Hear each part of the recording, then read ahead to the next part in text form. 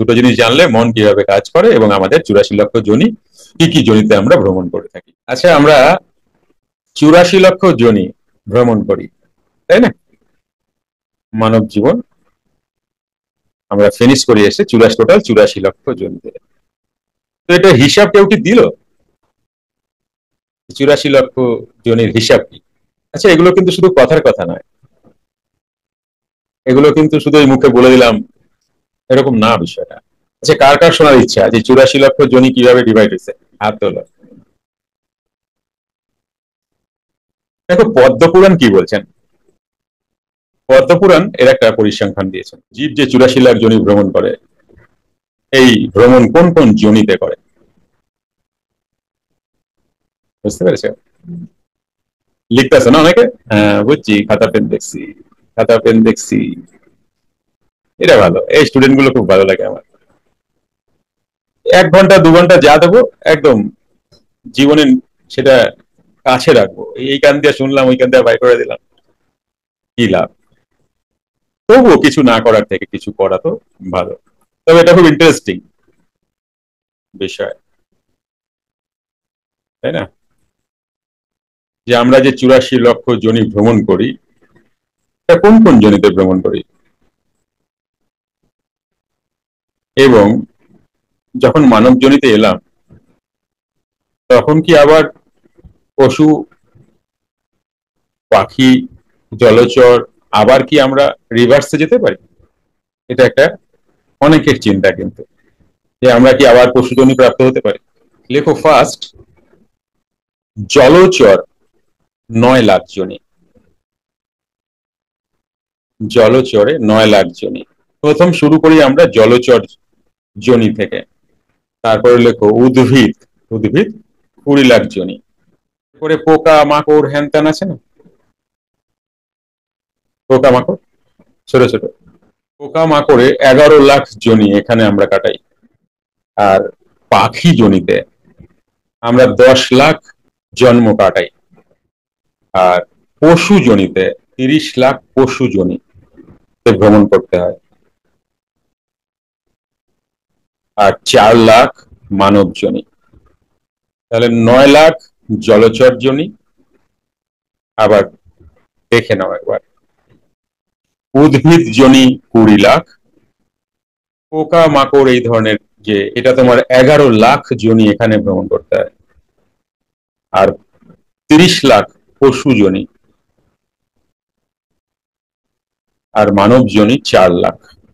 দেখো তো 84 হচ্ছে। তাহলে প্রশ্ন আসতে পারে, আমরা কি আবার মানব জনি থেকে আমরা রিভার্সে যেতে পারি, বা কোন রকম ভুল ভ্রান্তি হলে কি পশু জনি প্রাপ্ত হতে পারি? উত্তর হ্যাঁ। হ্যাঁ, উত্তর হ্যাঁ। তবে এটা নয় যে মানুষের মানবিকতা সম্বন্ধে আমরা যা জানি তার মধ্যে যদি থাকি আমরা, তাহলে কিন্তু যাওয়ার চান্স কম। এমন কিছু অপরাধ আছে যেই অপরাধে কিন্তু আমরা রিভার্সেও যেতে পারি। কারণ একটা জিনিস বুঝে দেখো, যদি খারাপ থাকে তাহলে ভালো থাকবে, যদি শীত থাকে তাহলে গ্রীষ্মও থাকে, যদি ভালো থাকে তাহলে মন্দও থাকে, যদি দুঃখ থাকে তাহলে আনন্দও থাকে। সিমিলারলি দেখো, দুটো ধারা কিন্তু থাকে, এপিঠ ওপিঠ বা এপার ওপার, দুটো ধারা অল টাইম আছে। একটা মানুষ জনি প্রাপ্ত হওয়ার পরে সেই মানুষের দুটো পথ খোলা, মাঝামাঝি কোনো পথ নাই। এক সে ঊর্ধ্বমুখী যাবে, আর নয়তো সে নিম্নমুখী যাবে, মাঝামাঝি কোনো জায়গা নেই, তাই না? তাহলে এমন কিছু কাজ যদি করা যায় যে তিনি ঊর্ধ্বগতি প্রাপ্ত হবেন, তাহলে এমন কিছু কাজ আছে যা তোমার নিম্নগতি দেবে। এটাই তো সায়েন্স।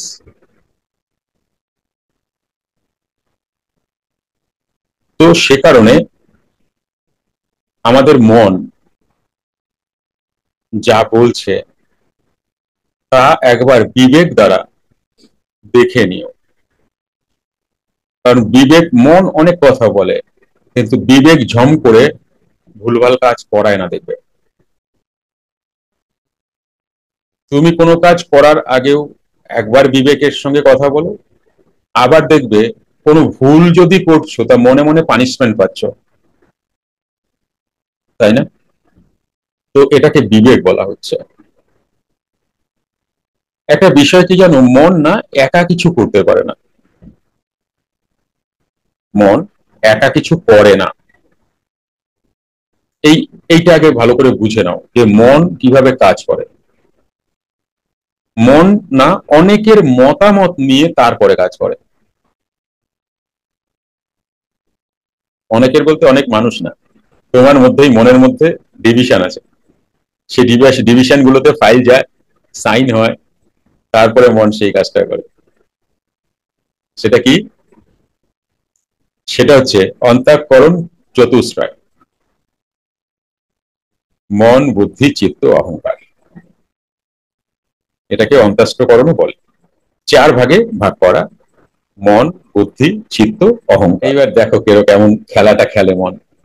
আমি স্লোলি বলছি, ভালো করে বোঝার চেষ্টা করো। এক, আমরা যে কাজটা করি সেই কাজটা কিভাবে করি? এক, আমরা নিশ্চয় করি আগে। এক, নিশ্চয় করি যা দিয়ে, সেটাকে বুদ্ধি বলে, যে আমি এটা করব।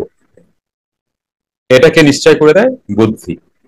এইবার দুই, সংকল্প বিকল্প করে হচ্ছে মন, যে এটা আমি করব, এই কাজটা আমি করব, সংকল্প বা বিকল্প। তিনে যে থাকবে সে হচ্ছে চিন্তা করে, তাই না? ডিসিশন দেবে তো, চিন্তা করে, যাকে চিত্ত বলা হয়। ওখানে যায় ফাইলটা, ও চিন্তা করে যে বিষয়টা ঠিক না ভুল। আর চার, কর্তা হিসাবে, ভোক্তা আমি, হ্যাঁ এটা আমি করব বা ভোগ করব, বা এটা করার পরে আমার কর্মফল এটা আসবে। তো অহংকার সেটাকে স্বীকার করে। বোঝা গেল? আমার মন চিন্তা করলো একটা 4 হুইলার নেবো, তো মন যখন চিন্তার ডিভিশনে পাঠিয়ে দিল অ্যানালাইসিস করার জন্য, তখন অ্যানালাইসিস করে ব্যাংক, আমার পকেট, আমার সেভিংস, আমার সমস্ত কিছু দিয়ে আমি সেটা কিভাবে নিতে পারি, এটা চিন্তা হবে। আচ্ছা, আমার কাছে এখন এতটা টাকা নেই, তাহলে কি আমি এটা ইএমআই তে নেবো? যদি ইএমআই তে নিই, তাহলে মাসে মাসে তো আমাকে পেমেন্ট করতে হবে, সেটাকে আমি দিতে পারবো? এই যে দেখো, মন সংকল্প করলো যে আমি একটা গাড়ি নেব, এবার সেটা ওপর মহলে পাঠিয়ে দেওয়া হলো ফাইলটাকে। কি অ্যানালাইসিস করবে? চিত্ত, সে চিন্তা করবে। এইবার একটা জিনিস খেয়াল করো, চিন্তা করে বুদ্ধির কাছে আসবে যে এটা করা ঠিক হবে কি ঠিক হবে না, আমি এটা নেব কি নেব না, আমি কি চেক ডিফল্ট হবে কি হবে না, আমার ইনকাম, সোর্স অফ ইনকাম যা আছে তার দ্বারা আমি এটাকে মেটাতে পারবো, সমস্ত সংসার খরচা করে, সংসার খরচা চালিয়ে এটাকে আমি করতে পারবো। এবার কি হলো, মন সংকল্প করলো, সেটা চিন্তা করলো চিত্ত, চিন্তা করার পরে বুদ্ধির কাছে পাঠিয়ে দিল, একটু রিসার্চ করে দেখুন হবে কি হবে না। এবার যদি বুদ্ধি বলে হ্যাঁ এটা হবে, হয়ে যাবে, তখন তোমার মানে তখন অহংকার মন এটা ভাববে, গাড়ি আসবে, গাড়িতে বসতে কেমন লাগবে, আমার কাছে একটা বিশাল কিছু লাগবে, হ্যান ত্যান, আমি গ্র্যান্ড করলাম, চলো কোনো অসুবিধা নেই, একটা গাড়ি কেনাই যাক।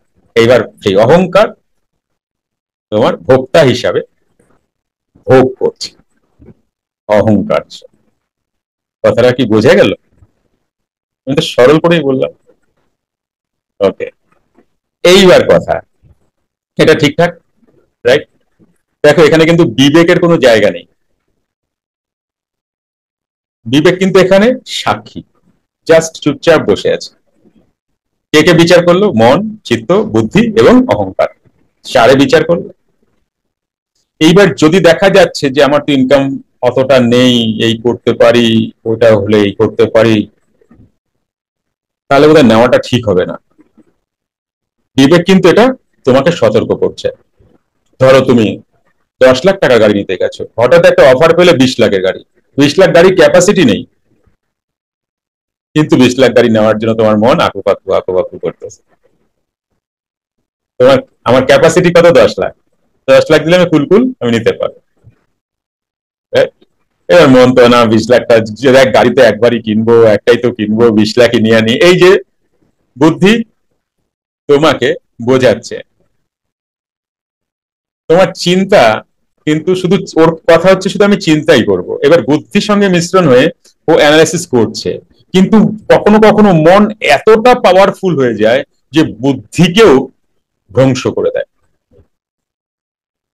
চিত্তকে তো পাত্তাই দেয় না, মন বলে একজনকে সাথে নেয়, সে হচ্ছে অহংকার। দুজনকে মোটামুটি বাদই দিয়ে দেয়। কিন্তু বিবেক এখানে কিন্তু নিউট্রাল। তুমি দেখো, বিবেক কিন্তু একবার বলেছে কুই কুই করে, নিস না রে, 20 লাখটা বড্ড বাড়াবাড়ি হয়ে যাচ্ছে, নিস না। কি আসলো, একজনে পারতো না, সাথে অহংকার ঢুকে গেছে। অহংকার আর মন একসাথে হয়ে গিয়ে গিয়ে খুব বাজে সিচুয়েশন তৈরি করতে পারে। বিবেককেও পাত্তা দেবে না তখন। জিস্ট করে দিচ্ছি, মন সংকল্প করলো এই কাজটা করব, বুদ্ধি নির্ণয় করলো, নির্ণয় করে ঠিক হবে কি হবে না। যদি মন যদি খুব প্রেসার করে তাহলে কিন্তু মন সেটা করবেই। সেই সময় বুদ্ধিকেও চুপ হয়ে যেতে হয়, আর বিবেক তো সেই সময় একদম কোণঠাসা হয়ে যায়। বিবেক কিন্তু অন্তঃকরণ চতুষ্টয়ের পার্টই না। যেমন আমাদের দেহে আত্মা সাক্ষী স্বরূপ থাকে না, বিবেকও কিন্তু অনেকটা অমন, মনের ঘর করে কিন্তু সাক্ষী স্বরূপ। হয়ে যাচ্ছে কথাটা। এটা অনেকে অনেকভাবে বলতে পারেন, অনেকে অনেকভাবে ডিসকাস করতে পারেন, এটা যার যার ফিলোসফিতে যে যেইভাবে বুঝেছেন জিনিসটা। মন যদি কিছু করবে, বুদ্ধি সিগনেচার করবে, তবে গিয়ে পাস করবে। কিন্তু এই হচ্ছে ঠিকঠাক জায়গায়। বললাম না যে মন দুটো দিক, এক এক ঊর্ধ্বগতি হতে পারে, এক নিম্নগতি হতে পারে। এবার বুদ্ধির সিগনেচারের প্রয়োজনই নাই। কিন্তু যখন অহংকার মন অতিরিক্ত চায়, তখন এরা কিন্তু ডিস্ট্রিবিউট হয়ে যায়। প্রথমে মনে হয় যেন মন বুদ্ধি চিত্ত অহংকার সব একসাথেই ঘর করছে, অ্যাকচুয়ালি কিন্তু না, একসাথে এরা ঘর করে না। কখনো কখনো যখন মনের অতিরিক্ত বাসনা আসে, তখন বুদ্ধি চিত্ত সবাইকে বাদ দিয়ে মন অহংকারকে সাথে নেয় এবং এমন একটা কাজ করে ফেলে যেই কাজটা নিম্নগামী হতে পারে। কারণ এখানে দুজন সায় দেয়নি, এক বুদ্ধি আর বিবেক। সেই অর্থে চিত্তও সায় দেয়নি, মানে খুব বেশি অ্যানালাইসিসও করেননি। খুব ডিপলি বোঝো আমরা কখন খারাপ কাজ করি, কখন ভালো কাজ করি। এইবার যদি এমন কাজ করে ফেললাম যেখানে কেউ নেই, স্রেফ মন আর অহংকার, এইবার তো আমি যা খুশি তাই করতে পারি। এখানে তো কার তো ট্যাকল করার কেউ নেই, না বুদ্ধি ট্যাকল করতে পারবে না বিবেক ট্যাকল করতে পারবে, আর অ্যানালাইসিস তো করবেই না। কি বুঝতে পারছো? অনেকে জীবনে দেখবে কম বয়সী একটি ছেলে একটি মেয়ে হট করে বিয়ে করে ফেললো। কে সায় দিয়েছিল? না বুদ্ধি সায় দিয়েছিল, না বিবেক সায় দিয়েছিল, না তার চিত্ত সায় দিয়েছিল। স্রেফ অহংকারকে সাথে নিয়ে এই কাজটা করে ফেললো। কারণ অহংকারী ভোক্তা, ভোগ করে, বাকি এরা কিন্তু সেই অর্থে ভোগ করে না। অনেকের দেখবে যে অনেক বড় বাড়ি গাড়ি আছে, কিন্তু দেখলে মনে হয় একদম সাধারণ লোক। বাজার ঘাটে আসে, দেখবে অনেক সাধারণ মনে হয়। আবার অনেকের দেখবে তার যেন পা মাটিতেই পড়ছে না। তাহলে এই দুজনের মধ্যে তাহলে কোন কিসের পার্সেন্টেজ বেশি আছে? তুমি যদি খোঁজ করে দেখো, অহংকার। আর এই ভোগ করে। তাহলে মন যদি কিছু করে তাহলে বুদ্ধির সিগনেচার লাগে, কারণ তুমি চিন্তা না করে, ম্যাক্সিমাম কিছু চিন্তা না করে সেই কাজটা কখনো ফাইনাল হয় না, তাই না? এইবার দুটো দুটো দিক আছে বললাম, না বুদ্ধি একা নির্ণয় নেয়, না চিত্ত একা নির্ণয় নেয়, না অহংকার একা নির্ণয় নেয়, না মন একা নির্ণয় নেয়, চারে মিলে নির্ণয় নেয়। এইবার যদি মন এমন কোনো কাজ করে ফেললো অহংকারকে নিয়ে, তার কিন্তু পশুজনি প্রাপ্ত হলেও হতে পারে বা পশুজনি প্রাপ্ত হয়। তাই আমাদের জীবনে খুব সুন্দরভাবে দেখতে হবে যে আমাদের যেন ওই চারের কেমিস্ট্রিটা ভালো থাকে, সাথে বিবেক বা পাঁচের কেমিস্ট্রি তুমি বলতে পারো। বিবেক তো সাক্ষী স্বরূপ, ও হাও বলবে না, নাও বলবে না, ও সুখেও নাই দুঃখে আছে, কিন্তু পানিশমেন্ট দেওয়ার জন্য। বিবেকের দংশন, বিবেকের দংশন, কথাটা শুনেছো? তুমি ছেলেকে কিছু বলে দিলে, মেয়েকে কিছু বলে দিলে, কি ওয়াইফ হয়ে হাজবেন্ডকে, হাজবেন্ড হয়ে ওয়াইফকে বলে দিয়ে ভাবলে আর এটা আমি কেন বললাম। এই যে শোচন, এটা বিবেক করা। এই পৃথিবীতে অনেক অশুভ কাজ হয় না বিবেকের জন্য, নচেত আরো অনেক বাজে সিচুয়েশন হতো। তাহলে মানুষ কিন্তু পশুজনি প্রাপ্ত হলেও হতে পারে যদি মন আর অহংকার স্রেফ এই দুজন কোনো কাজ করে ফেলে, বিশেষ ধরনের কোনো কাজ করে ফেলে। একটা গাড়ি নিয়ে ফেললাম, গাড়িটা পরে ফাইন্যান্স টান দিল, আমি পে পে করতে পারলাম না, এটা একটা পানিশমেন্ট বা এটা একটা বিষয়। কিন্তু এমন কোনো জঘন্য কাজ করলাম, হয় না, কোনো ফ্যামিলিকে আক্রোশে ইয়েতে শেষ করে দিলাম। তুমি কি ভাবো, যোগীরাজের বাড়ির পাশে যার বাড়ি ছিল, তার ছাদ দিয়ে যোগীরাজের বাড়ির ওপরে বাথরুম করতো, তার কি মানবজনী হওয়া উচিত?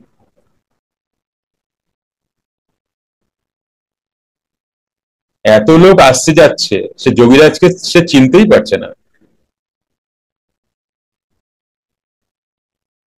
অত আমার বাবা একটা কথায় কথায় একটা কথা বলেছিলেন যে আমার বাড়ির আশেপাশে খুব মানুষ কিন্তু আমার থেকে দীক্ষা নেয়নি।